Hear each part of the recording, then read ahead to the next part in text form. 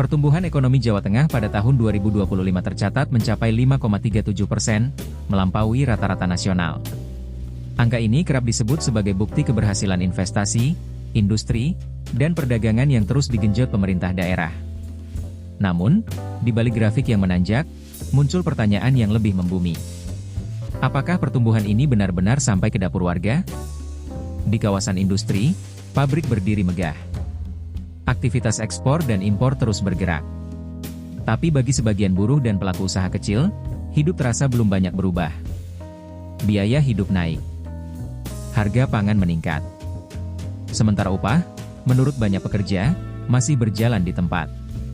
Gubernur Jawa Tengah, Ahmad Lutfi, meminta Gabungan Importir Nasional Seluruh Indonesia atau GINSI untuk ikut berkontribusi menumbuhkan perekonomian daerah. Pemerintah mendorong lahirnya kawasan industri baru, revitalisasi Pelabuhan Tanjung Emas, optimalisasi Bandara Ahmad Yani, hingga pengembangan dry port. Struktur impor Jawa Tengah didominasi bahan baku industri, menandakan aktivitas produksi yang kuat. Di sisi lain, ekspor non-migas juga tumbuh lebih dari 11% sepanjang 2025. Namun, pertumbuhan ekonomi itu berjalan beriringan dengan fakta lain. Tingkat kemiskinan di Jawa Tengah masih berada di angka 9,48%, atau sekitar 3,3 juta jiwa. Angka ini relatif setara dengan Jawa Timur, dan lebih tinggi dibanding Jawa Barat.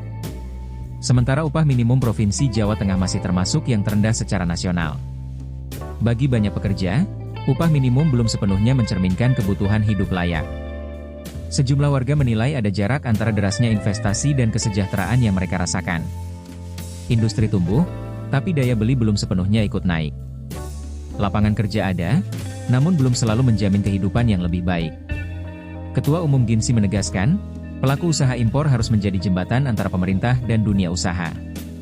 Tak hanya mendorong pertumbuhan, tetapi juga memberi manfaat nyata bagi masyarakat. Pertumbuhan ekonomi Jawa Tengah memang nyata. Namun tantangan sesungguhnya adalah memastikan pertumbuhan itu inklusif.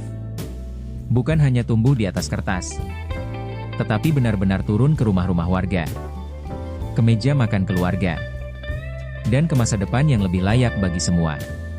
Karena pada akhirnya, pertumbuhan ekonomi bukan soal seberapa tinggi angkanya, melainkan seberapa luas dampaknya.